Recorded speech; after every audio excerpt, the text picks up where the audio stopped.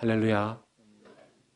오늘 예배에 참여하신 모든 성도님들, 주님의 평강과 은혜가 여러분들과 함께 하시기를 예수님의 이름으로 축복합니다. 우리가 예수님을 믿고 신앙생활을 하다가 죽으면 우린 천국에 간다고 그렇게 믿습니다. 여러분들 그런 믿음들이 다 있으시죠? 예. 한 3분 정도가 아멘을 안 하시는데 아마 타이밍을 놓쳤을 거라고 생각이 됩니다. 여러분들 예수 그리스도를 잘 믿고 죽으시면 다 천국 가는 줄 믿으시죠? 예, 이제 다 하셨습니다. 우리가 천국에 가면 어떤 사람들을 천국에서 만나게 될까요? 예, 먼저 돌아가셨던 부모님들, 또 가족들, 예, 그런 분들 만나게 되겠죠. 저희 처갓집 같은 경우에는 저희 처남이 먼저 소천했기 때문에 아마 처가의 부모님들은 저희 처남을 가장 먼저 찾지 않을까 생각이 듭니다.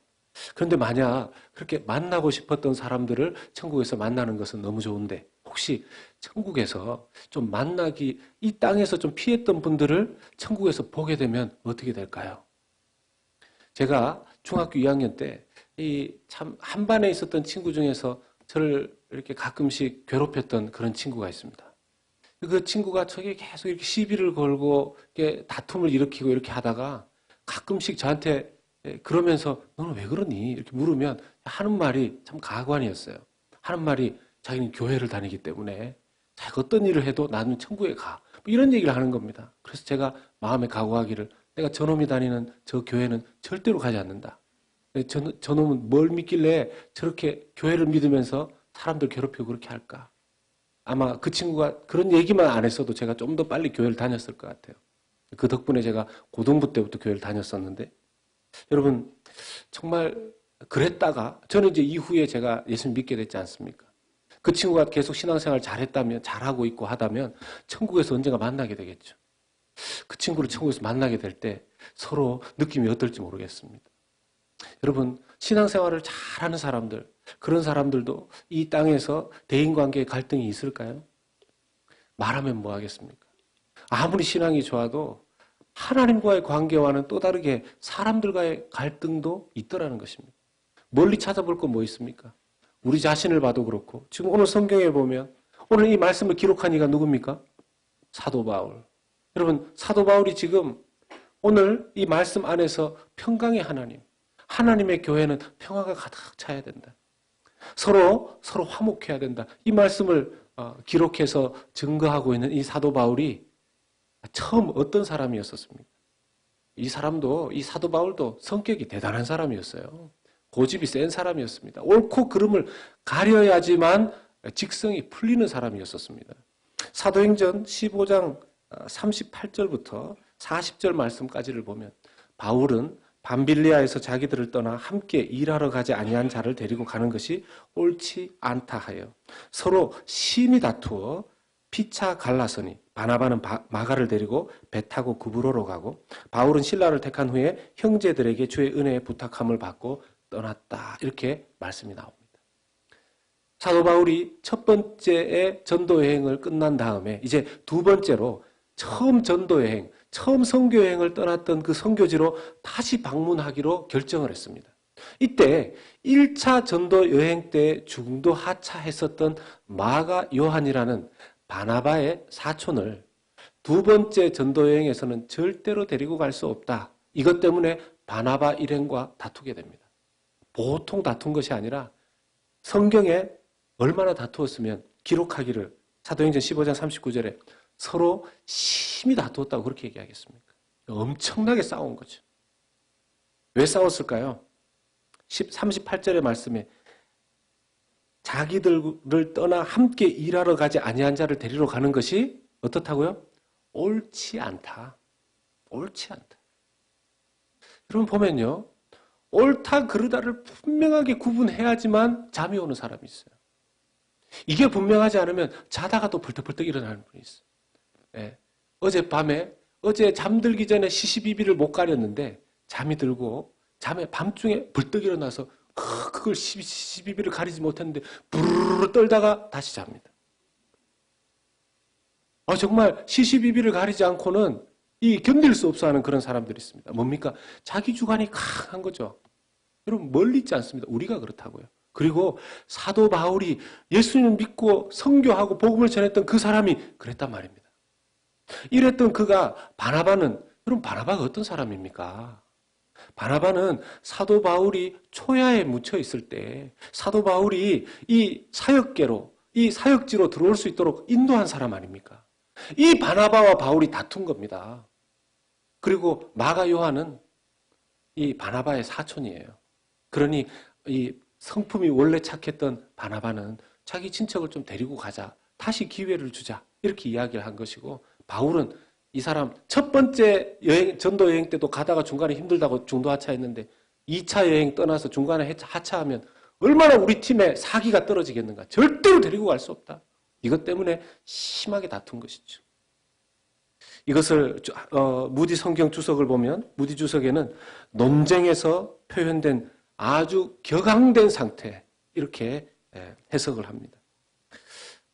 이렇게 다툰 이후에 사도행전 안에서는 바나바와 마가 요한이라는 이름 자체가 등장하지 않습니다.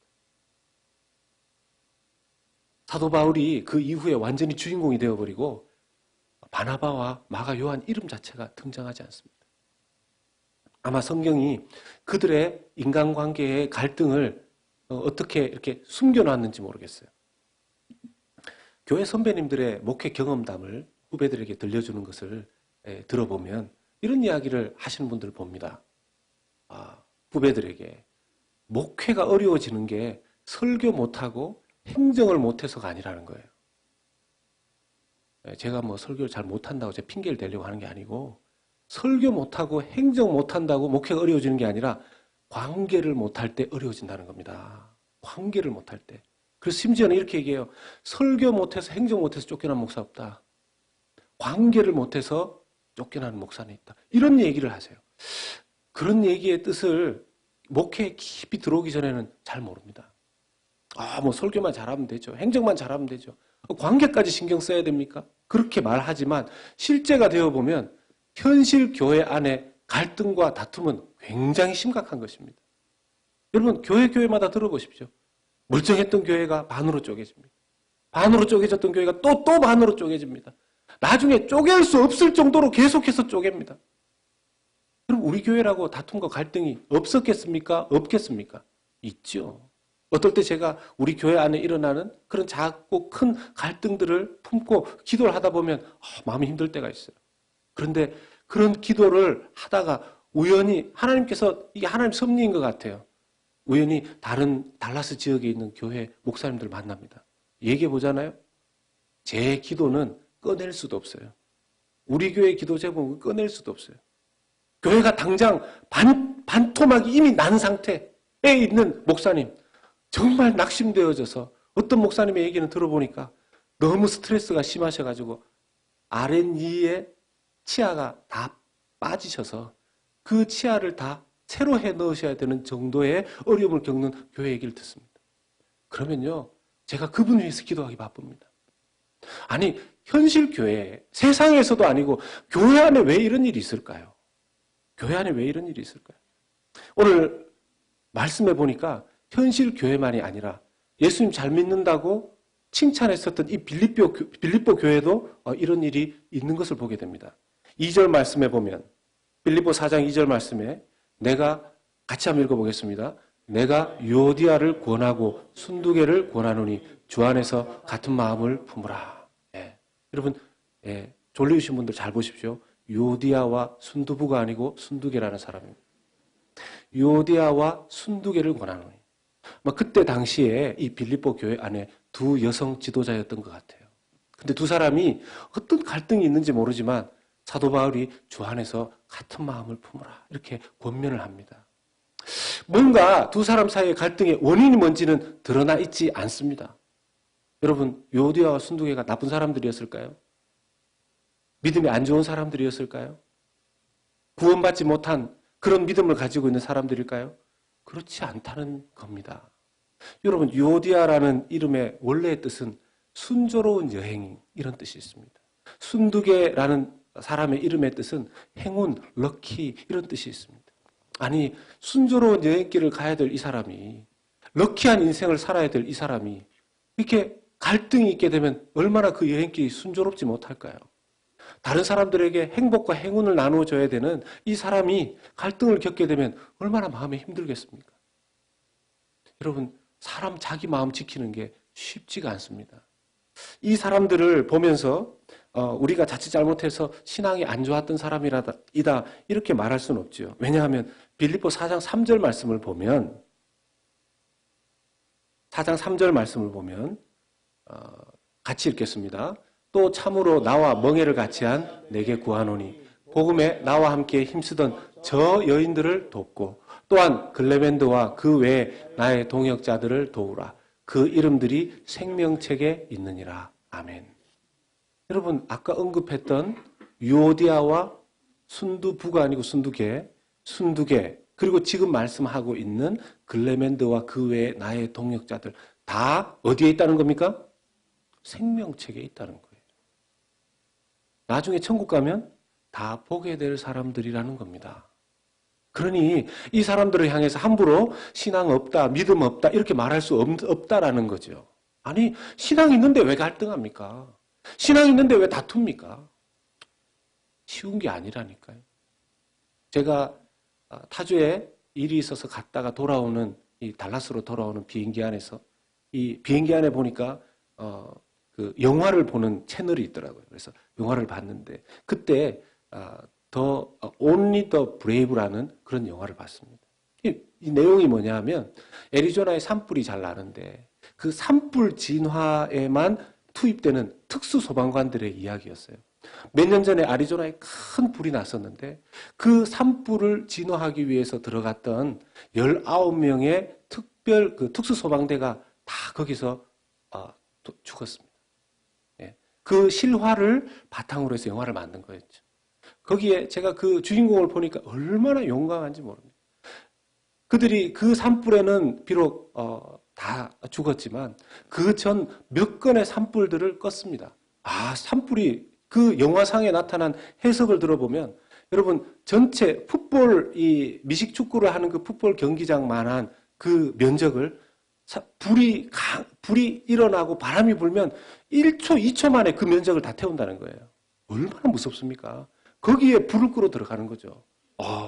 저는 뭐 집에 작은 촛불만 봐도 가슴이 떨리는 사람인데 그런 불을 끄기 위해서 19명의 대장이 된 그 사람, 캡틴, 정말 제가 봐도 멋있더라고요. 그런데 여러분, 그 멋지고 용감한 그 캡틴이 힘들어하는 걸 봤습니다. 자기 아내와의 부부와의 관계는 너무 힘들어하는 거예요. 그 멋있는 사람이 아내와 만나기만 하면 다투는 거예요.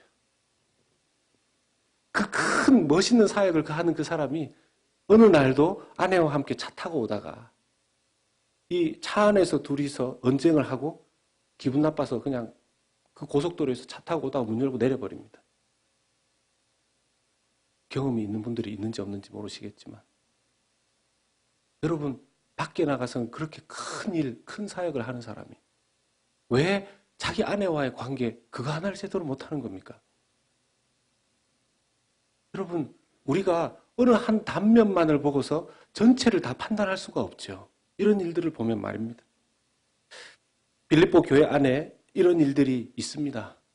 유오디아와 순두개뿐만 아니라 다른 사람들도 이미 이 사람들 말씀해 보면 하나님의 일을 잘 섬겼던 사람들이라는 겁니다. 그런데 작은 어떤 이 사람들 사이에 갈등의 요소 때문에 지금 하나님께서 두 사람 주 안에서 같은 마음을 품어라 하는 이런 권면을 받아야 되는 단계까지 이르게 된 것이죠. 하나님께서 풀어주셨을 것이라고 믿습니다. 왜냐하면 사도 바울이 바나바와 그렇게 심하게 다투었지만 우리는 이미 결론을 알고 있습니다. 바나바와 또 그리고 마가 요한 나중에 관계가 회복됩니다. 문제는 그 중간의 과정을 우리가 어떻게 겪느냐는 거죠. 갈등 과정을 어떻게 겪어내느냐에 따라서 하나님께 영광이 되고 자기의 신앙이 성숙하기도 하고 갈등 과정을 잘못 처리함으로 말미암아서 큰 상처나 또는 파괴되는 결론으로도 갈 수 있다는 것입니다. 그 과정 중에 어떤 부분들을 오늘 우리에게 주님께서 말씀해 주십니다. 그 첫 번째 가장 중요한 원리 중에 하나는 주 안에서 같은 마음을 품으라는 것입니다. 주님 안에서 같은 마음을 품으라는 거예요. 그 말은 내가 주님 안에 얼마나 깊이 담겨 있느냐에 따라서 다른 사람들과 마음을 같이 가질 수도 있고 아니면 끝까지 자기 고집을 부릴 수도 있다라는 얘기입니다. 예수님께서 우리를 위해서 십자가에서 죽으실 때 우리에게 어떤 조건을 내걸었습니까? 예수님께서 우리를 보실 때 어떤 우리의 가치를 보시고 그분이 십자가를 지셨습니까? 우리가 주님께 드렸던, 우리가 예수님께 했던 어떤 선한 일이 있습니까? 아무것도 보장할 것도, 보장해 드릴 것도, 보여드린 것도 없는 상태에서 예수님께서 우리를 위해서 십자가를 지신 줄로 믿습니다. 우리가 여전히 죄인이었을 때, 성경을 보면 우리가 아예 영적으로 죽었을 때 예수님께서 그 죽은 자들, 영적으로 이미 죽은 자들을 위해서 예수님께서 대신 죽어주셨다 말씀하십니다. 그러면 우리가 아무 공로도, 아무 선함도, 어떤 것도 없음에도 불구하고 주님이 주신 그 사랑과 은혜를, 그 예수 그리스도 안에 있는 깊이 있는 은혜를 더 아래로, 수면 아래로 더 깊이 깨달아 갈수록 자기가 어떤 상태에서 죄사함을 받고 구원받았는지 아는 사람들일수록 다른 사람들을 용서하고 용납하고 관용의 은혜를 베풀 수 있다는 것이죠. 어떻게 보면요, 갈등의 과정은 현실 세계 속에 있을 수 있지만, 갈등의 시작은 있을 수 있지만 그 과정은 반드시 하나님의 은혜와 함께 동행해야지만 나중에 그 결과가 아름다울 수 있습니다. 나중에 천국에 가게 되면 예수 믿고 만났던 우리 모두를 다 만나게 될 것입니다. 그런 의미에서 사도 바울이 우리에게 뜬금없이 이렇게 말씀을 던지는 것처럼 느껴집니다. 빌립보 4장 4절 말씀입니다. 주 안에서 항상 기뻐하라. 내가 다시 말하노니 기뻐하라. 여러분, 이건 너무 앞뒤 맞지 않는 이야기 아닙니까? 다른 사람들이 갈등 상황에 있는 것을 주 안에서 같은 마음을 품으라. 그 말을 한 지 1초도 지나지 않아서 기뻐하라. 여러분, 뇌가 없는 사람입니까? 감정이 그냥 막 마음만 먹으면 기쁨이 막 회복되는 사람이 바울이었습니까? 우리는 절로 따졌을 때는 한 절, 두 절, 세 절 이렇게 몇 절 안 되는 성경의 이 문맥 속에 이 성경을 보지만 사도 바울의 인생은 이 한 절과 한 절 사이가 10년이요, 20년이요, 30년의 세월을 보낸 자의 고백이라는 것을 알아야 됩니다. 행간을 읽어낼 수 있어야 되는 것이죠. 사도 바울이 바나바와 그렇게 심하게 피차 다툴 만큼의 인생을 살았던 사람이 다른 사람들에게 이렇게 화목하며 주 안에서 같은 마음을 품으라고 할 때 자기가 경험해보지 않은 세월 속에서 권면하는 것이 아니고요. 자기도 10년, 20년, 30년의 세월을 주 안에서 겪어보면서 자기가 이전보다 더 겸손해지면서 이전보다 다른 사람의 가치를 더 높게 보면서 이 관계의 어려움을 어떻게 탈출해냈는가를 보게 된 것이죠. 사하라 사막에 여행하던 한 차가 빠졌습니다. 모래에 빠졌어요. 헤어나와야 되는데 아무리 4x4 열심히 바퀴를 돌려도 빠져나오지를 못하고 점점 더 깊이 들어갑니다. 그때 오랜 사막의 경험이 있는 한 사람이 이렇게 얘기합니다. 운전자에게. 운전자여, 타이어의 바람을 빼십시오. 예? 타이어의 바람을 빼라니요? 어떻게 되려고? 빼시되 완전히 빼십시오. 100% 타이어의 바람을 빼십시오. 그러면 그 사막 늪에서 빠져나올 수 있습니다. 가능성이 높아집니다. 말도 되지 않는 거라고 생각했지만 빼고 타이어의 바람을 빼고 돌려봤습니다. 그립력이 좋아져서 나올 수 있었던 것이죠. 여러분, 우리가 갈등과 다툼의 상황 가운데 들어갈 때 옳다 그르다를 분별해내야 되는, 자다가도 벌떡 일어나서 부르르 떨면서 옳고 그름을 분별해야 된다는 이 타이어의 바람을 빼지 않는 한 그 갈등은 계속 지속될 수밖에 없다는 것입니다. 더 깊이 내려갈 수도 있다는 것이죠. 자기 안에 있는 바람은 빼고 하나님께서 빼게 하세요. 하나님께서 사도 바울로 하여금 겸손해지도록 계속 바람 빼는 작업들을 하십니다. 사랑하는 성도 여러분, 저와 여러분들의 인생 가운데 하나님께서 주님의 성품을 우리에게 담아주시기 위해서 우리에게 있는 원래 바람을 빼게 하시는 과정을 겪으실 때 이것이 하나님으로부터 온 오히려 나의 인생의 믿음의 여정을 잘 가게 하실 수 있는 그런 주님의 뜻이 있는 줄로 해석하시고 그때 겸손하게 주님 앞에 나아가시는 저와 여러분들 되시기를 예수님의 이름으로 축복합니다. 이것을 깨닫는 사람마다 자기의 삶의 위치에 계속해서 풀리지 않는 그 숙제를 풀어낼 수 있는 은혜가 있는 줄로 믿습니다. 사도 바울이 주 안에서 기뻐하라 말씀할 수 있는 이유가 무엇입니까?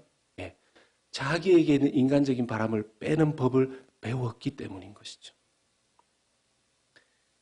그런 바람을 빼고 보니까 자기를 내려놓고 보니까 어떤 인간적인 괴로움이 와도 이길 수 있는 그리고 기뻐할 수 있는 은혜를 받은 것입니다.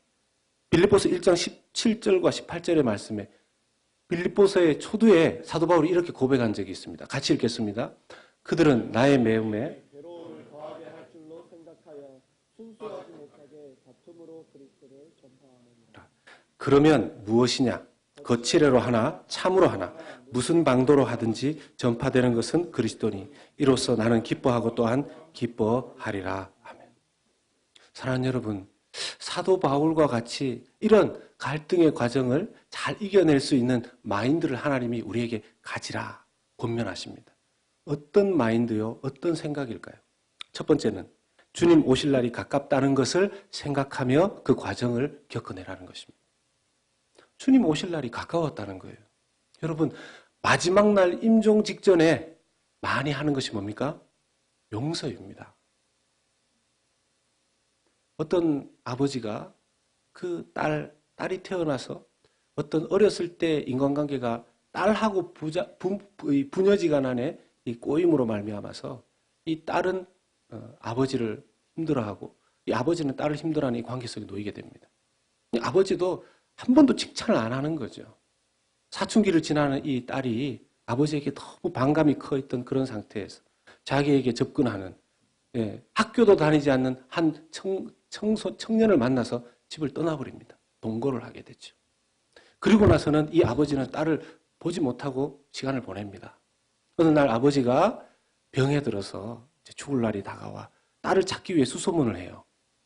그러다가 딸을 만나게 됩니다. 산소호흡기를 꼽고 딸이 나타났는데 딸의 모습이 거의 폐인이 되어 있어요. 인생이 그렇게 좋게 풀리지 않았다는 것을 볼 수가 있는 거죠. 아버지가 딸의 손을 잡고 말합니다. 산소호흡기 속에서 겨우 귀에 들립니다. 네가 태어났을 때 나는 너에게 너무 네가 태어난 그 모습이 예뻤다는 얘기를 해주고 싶었다. 네가 1살 생일 파티 때 사람들 속에 둘러있을 때 내 품에 안겨서 너의 파티 중에 네가 울었을 때 너가 우는 모습도 너무 예뻤다는 얘기를 꼭 나는 해주고 싶었다. 네가 첫 유치원에 다녀와서 오는 날 너를 집에서 기다리면서 너가 집에 돌아왔을 때 너무 너를 기다렸고 네가 예뻤다는 얘기를 해주고 싶었다. 그런 얘기들을 쭉 한 겁니다. 이 딸이 아버지의 손을 붙잡고 아버지 그 이야기를 정말 듣고 싶었어요. 왜 빨리 해주시지 않으셨습니까? 그러나 용서합니다. 이제 됐습니다. 아버지 편안히 가십시오. 그게 그 아버지와 딸의 마지막 순간이었습니다. 여러분, 그 이야기를 그 전에 미리 많이 했었다면 얼마나 좋았을까요? 평상시에 그런 표현들을 더 많이 했으면 얼마나 좋았을까요? 주님이 오실 날이 그렇게 멀지 않았다는 것을 우리는 생각해야 될 것입니다. 두 번째는 우리가 갈등의 과정 가운데 있을 때에도 하나님이 자기를 지키셔야만 된다는 사실을 꼭 기억해야 됩니다. 하나님의 지키심을 받아야 됩니다. 하나님의 돌보심을 받아야 됩니다. 왜요? 여러분, 갈등 상황 가운데 까딱 잘못 생각하면 그 판단 하나로, 해석 하나로 말미암아서 이 갈등이 파멸을 초래할 수도 있습니다. 사도 바울은 그 갈등이 결론적으로는 서로 회복되는 과정을 거쳐서 회복되는 결말로 갔는데 어떤 경우에 이 과정을 잘못 거치게 되면 큰 파멸로 갈 수도 있습니다. 이 차이가 뭘까요? 마음을 잘 지켜야 가능한 것입니다. 오늘 말씀해 보면 빌립보 4장 6절과 7절의 말씀입니다. 같이 읽겠습니다. 아무것도 염려하지 말고 다만 모든 일에 기도와 간구로 너희 구할 것을 감사함으로 하나님께 아뢰라. 갈등의 상황 가운데에서 염려에 빠지지 말고 지금 내 마음이 지켜져 있는지 지킴을 받지 못하고 있는지 알 수 있는 방법이 뭡니까? 내가 염려에 빠져 있는지 아닌지 알아보라는 것입니다. 저기서 말하는 염려하지 말고라고 할 때 저 단어가 현재 진행형입니다. 이 사람은 지금 계속해서 염려가 습관이 되어 있는 사람입니다. 입만 열면 염려입니다. 심지어 뭐라고 얘기하냐면 이 염려가 자기를 지배하고 있기 때문에 자기의 앞날을 예언합니다. 뭐라고요? 아주 부정적으로 예언하죠. 자기는 안 될 거야. 자기의 가정에서도 자기의 일터에서도 아주 부정적으로 얘기합니다. 왜요? 염려의 마음이 빼앗겼기 때문에 그렇습니다. 어떠해야 된다고 하나님께서 우리에게 권면하십니까? 너의 마음을 내가 지켜주려고 하는데 내가 너의 마음을 지키려면 너는 기도와 간구로 나에게 나와야 된다 이렇게 말씀하시는 것입니다. 기도와 간구를 똑같은 말인데 왜 두 번을 쓰셨을까요? 앞에 기도는 예배의 기도를 의미합니다. 뒤에 간구는 개인적인 기도를 이야기하는 거예요. 그럼 여러분 어려운 갈등 상황 가운데 있을 때 뭘 더 열심히 해야 된다고요? 예배와 기도의 자리에 더 열심으로 나와야 되는 줄로 믿습니다. 여러분 진짜인지 아닌지 한번 해보십시오. 하나님께서 말씀하십니다. 하나님께 여호와를 기쁘게 하는 자는 사람 원수라도 화목하게 할 것이다. 하나님의 말씀인 줄로 믿습니다. 하나님 여호와 기쁘게 하는 자는 사람이 원수와의 관계에 있을지라도 하나님께서 회복하게 하신다는 것입니다. 여러분 사람과의 관계의 힘은 어디서 나옵니까? 돈에서 나옵니까? 사람과의 관계의 힘은 어디서 나옵니까? 친척지간에서 나옵니까? 아닙니다. 사람과의 관계의 힘은 마음에서 나오는 줄로 믿습니다. 내 마음이 사랑할 수 있는 힘을 얻으면 그 힘으로 손을 내미는 것이고 그 힘으로 그 손을 잡는 것입니다.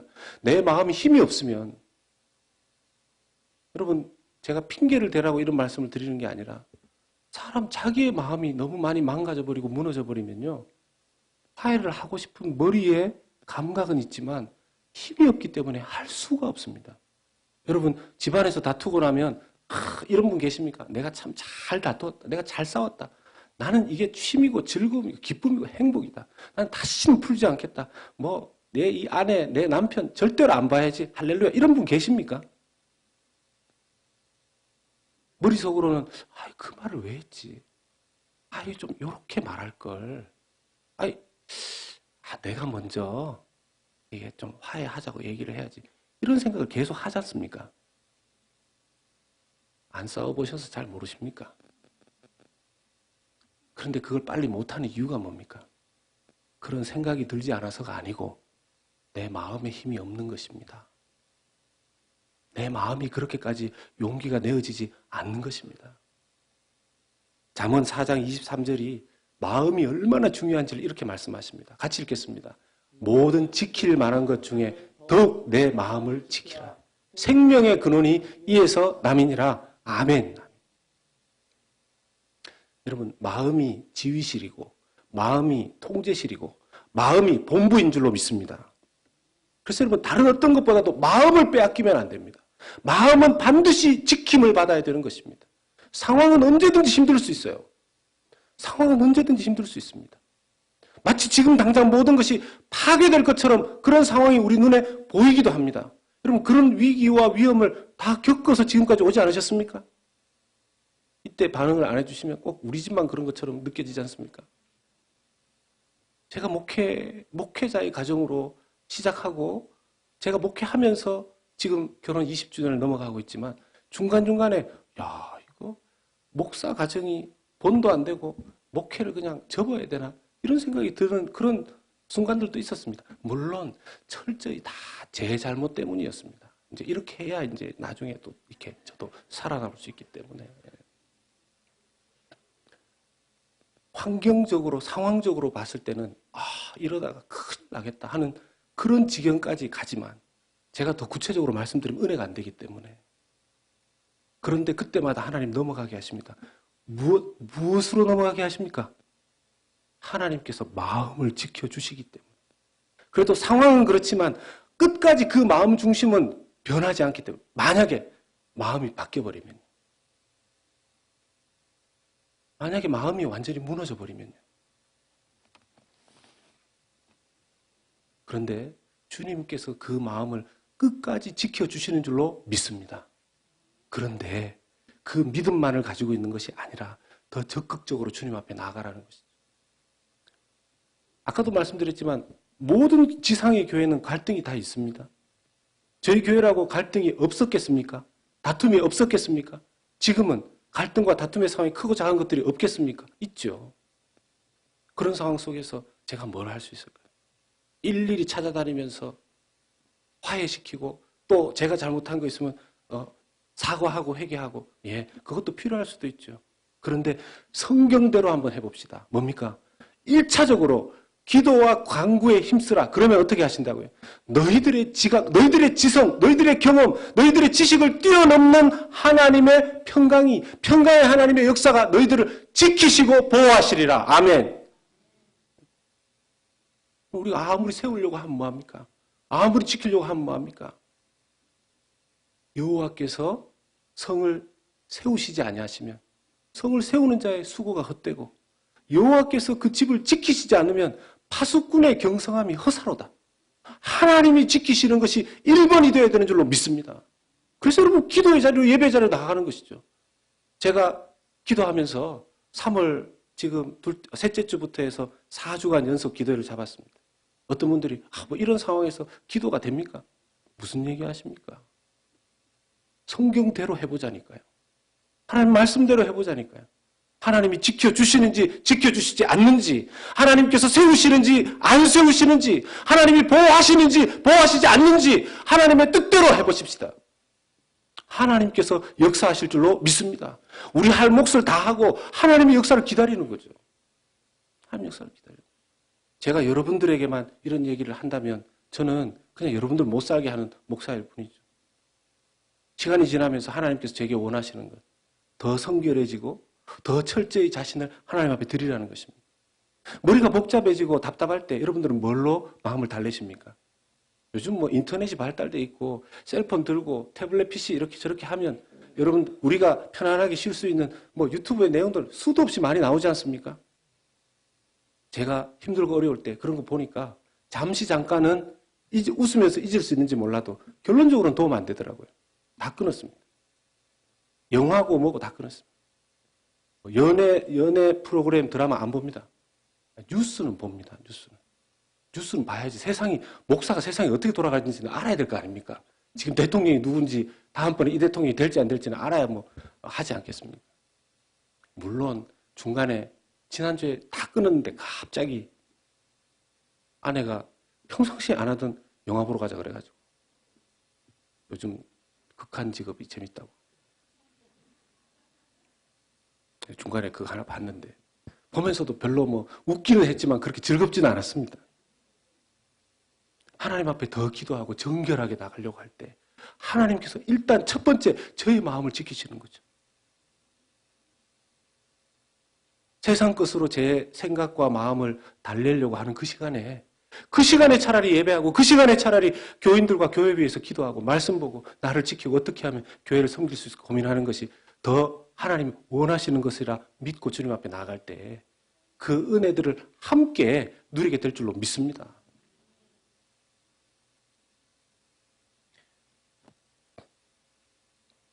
오늘 설교 후에 부르게 될 찬양을 나누어 드렸어요. 우리 교회 성도님들은 가사를 띄워서 어쩔 수 없이 이게 판권 문제 때문에 가사만 띄울 때가 대부분인데 중간에 이렇게 곡들을 나누어 드리면 딱 보시고 한 번만에 부르시더라고요. 참 실력이 좋으셔요. 노래에 은사가 있는데 다 한 번 이렇게. 이 꽃들도라는 찬양이요. 일본 찬양입니다. 일본의 그리스도인들이 몇 프로죠? 1%가 안 됩니다. 여러분, 일본의 그리스도인 1%의 그 성도들의 마음이 어떨까요? 지난 이틀 전에 금요 오전에 권사님들 기도회 마치고 제가 점심을 하면 제가 이제 그 꼽사리에 끼어서 이 권사님들한테 한 그릇씩 얻어먹습니다. 참, 그렇게 먹는 게 맛있어요. 예. 근데 이제 식사를 하면서 이런저런 이제 얘기를 나누는데, 이게 어떻게 하다 보니까 이 달라스 지역에 온 헤일 데미지 이런 얘기를 했습니다. 어떤 권사님이 자기 집에도 헤일이 한번 밤중에 내린 적이 있는데, 확 강하게 쏟아지니까 이 집이 무너질 것 같은 느낌이 들어서 기도를 하는데, 그 권사님이 뭐 잘못한 게 뭐가 있겠어요. 근데 이제 예수 믿는 사람은 어려운 일 생기면 기도부터 하죠. 기도하면서 하나님 제가 뭐 잘못한 거 있습니까? 용서해 주시옵소서. 헤일은 그냥 내리는 거지 그 권사님 죄하고 무슨 상관이 있겠어요. 근데 나중에 보니까 그 옆집에 사는 다른 교회 권사님도 헤일 내릴 때 막 그 기도를 했다는 거예요. 제가 그 얘기를 들으면서 참 예수를 제대로 믿는 사람은 어떤 어려운 일도 그냥 자기 것이라고 생각하고 기도하는구나. 여러분, 한 동네에 헤일 내리는 것도 예수 믿는 사람이 그렇게 마음으로 기도하는데, 자기 전체 나라에 지진 한 번씩 일어나서 몇백 명, 몇천 명이 죽고, 쓰나미 한 번 밀어닥치면 몇만 명, 몇십만 명이 죽는 그런 상황 속에서 거기에 1%도 안 되는 그리스도인이 그런 일들이 있을 때마다 어떤 기도를 할까요? 어떤 기도를 할까요? 정말 막막하지 않겠습니까? 비록 몇 명 안 되는 예수 믿는 사람이 일본을 놓고 기도해도 하나님 이런 일들이 있을 때마다 자기 동족들의 무너짐을 보면서 가슴이 찢어질 거예요.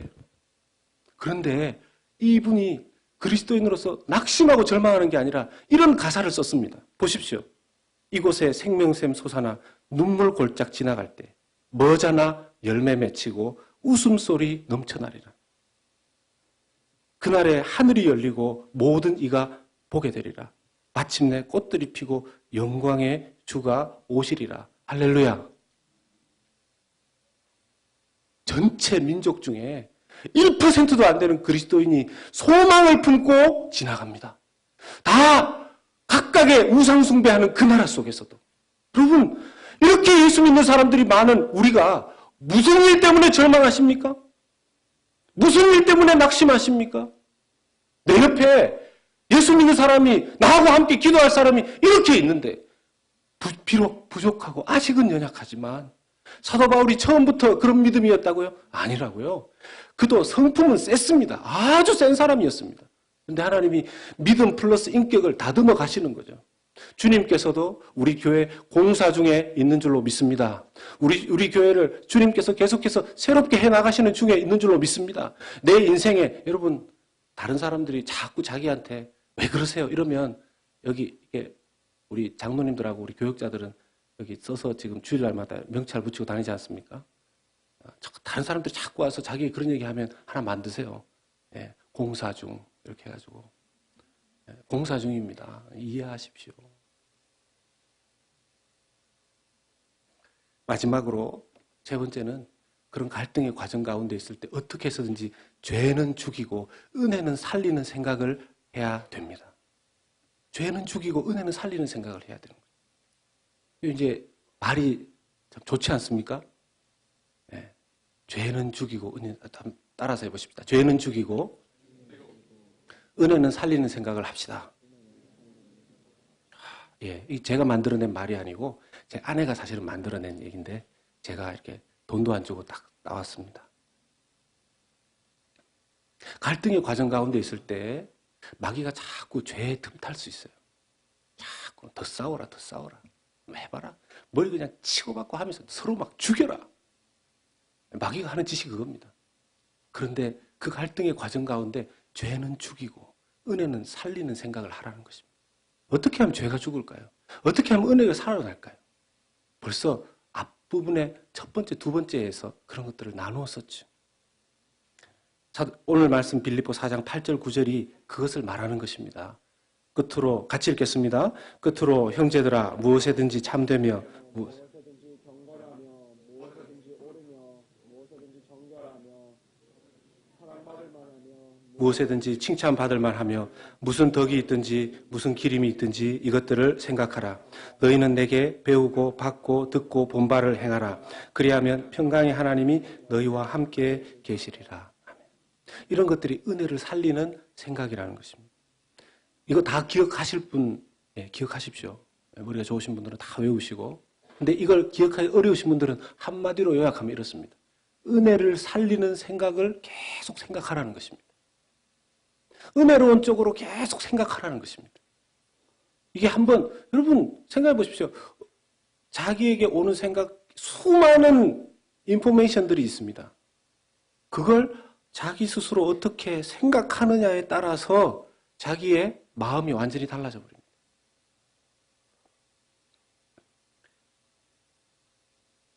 바울은 자기에게 배우고 받고 듣고 본받을 행하라고 하죠.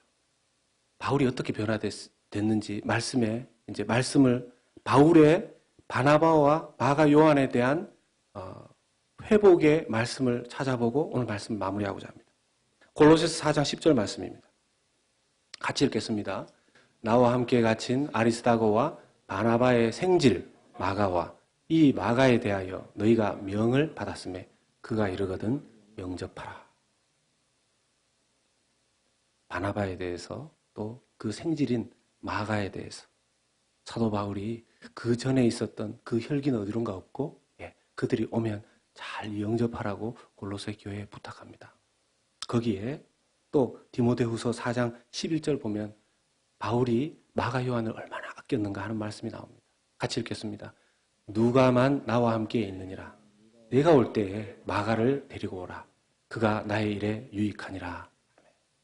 바울이 사실은 이때가 병들었을 때였어요. 다른 사람들이 자기를 많이 떠났을 때였습니다. 이때 의사 누가가 자기와 함께 있었는데 디모데에게 말할 때 디모데 네가 올 때 마가 요한도 데리고 와라. 왜요? 그가 나의 일에 유익한 사람이기 때문이다. 하나님께서는 시간이 지나가면서 이 과정들을 잘 겪어내면 모든 것이 합력하여 선을 이룬다는 것이 무엇인지를 직접 보여주시는 분인 줄로 믿습니다. 사랑하는 여러분, 이 지상교회이기 때문에 천국교회가 아니고요. 지상교회이기 때문에 서로 달라서 갈등도 생기고 그 다름 때문에 어려움들도 생기게 됩니다.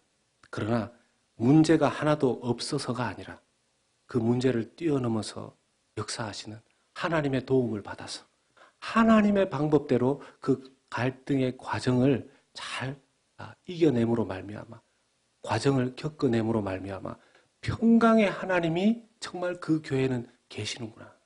이 교회는 하나님의 평강의 역사가 있구나 하는 그런 고백들로 하나님 앞에 영광을 올려드릴 수 있는 우리 교회, 우리 가정, 우리의 일터 될 수 있기를 예수님의 이름으로 부탁드리고 축복합니다. 우리 같이 기도하겠습니다. 내가